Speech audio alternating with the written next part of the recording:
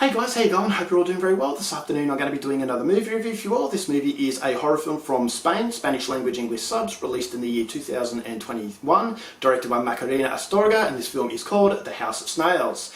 So The House of Snails is about a writer. He is lacking inspiration, so he decides to go to a remote community surrounded by the woods and spend a month there. So he rents this house and he starts working and he believes that this is what he needs, but the more he introduces himself to the townspeople, the more unnerved he becomes because they're very strange. They're behaving in a way that it seems like they're hiding a secret, but what's that secret? So curiosity killed the cat. He decides to do a bit of investigation, but the closer he gets to the truth, the more he starts to lose his mind. So what happens at that point on is something you're going to have to find out for yourself, because that's as far as I'm going with my synopsis.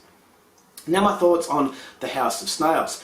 After reading up on this synopsis and seeing the trailer, I thought to myself, this looks like a very interesting experience. But I had reserved expectations based on the fact that no one ever talks about it. But I haven't seen a really good Spanish film lately, and I was hoping that The House of Snails would be a movie that really got me back on the horse. And so Spanish cinema in the past has been absolutely phenomenal. But just like every other country, sometimes they go through a bit of a lull. And so I was hoping that The House of Snails would really get me back onto this part of the world.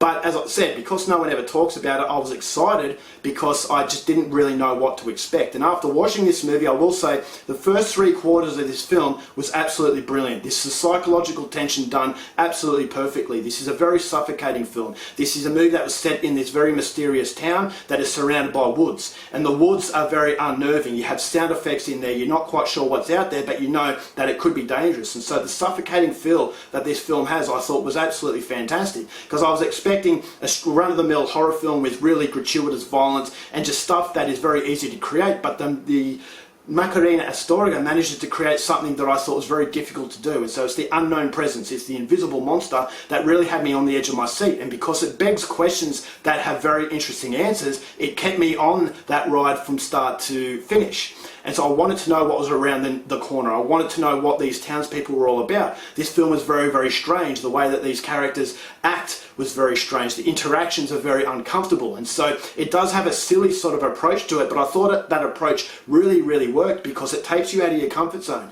It takes you out of the city life. It actually makes you feel as though, although you're in the same country, you're dealing with people who are completely foreign. And so being that one person who is completely foreign, you don't feel like you fit in, you feel as though the sense of isolation. And so that's something I had when I went to Argentina. I couldn't speak a word of Spanish when I first went there, and I felt very isolated. I felt like it was me versus everybody else. And this movie, it really brought back that memory.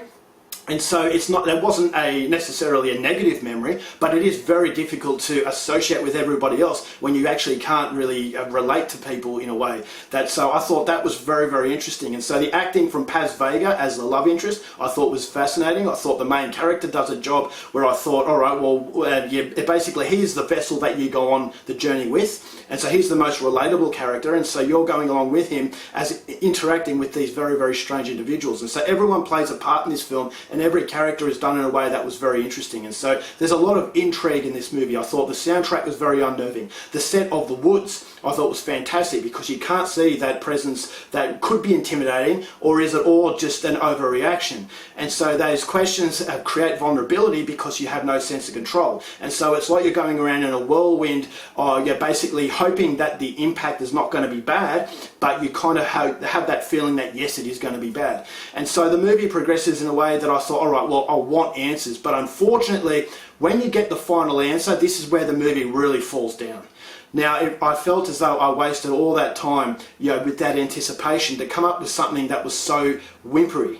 And so this is something that I hate with a lot of films. You have to have that special ending that can make and break a film, but more often than not, it really breaks a film because it feels like it's done in a way that's very lazy. So this whole film has that sense of patience, the anticipation, that snowball effect, but when you get the ending, it feels like it just didn't know how to finish, and so it's just going to cut it there and that's it. And you're supposed to believe it, you're supposed to take it, and you're supposed to say, wasn't that a great film? But unfortunately, this ending causes the movie to crash and burn in a very catastrophic way. I thought this movie should have been absolutely brilliant, but unfortunately the really weak ending does prevent it from being even a good film, because I just felt as though the first 3/4 was just a complete waste. It's like the director pulled the rug from under me and said, surprise, it's not a very good movie, but hey, I had you on edge for the first 3/4. And so if you don't have the icing on the cake, then the cake's not going to be very good. And unfortunately, that is the symbolism of this film, is that it didn't have that icing to actually finalise what should have been a really good experience. And so it pains me to say it because I wanted to love it, but unfortunately, The House of Snails is not coming recommended. I'm going to give this film 2 stars.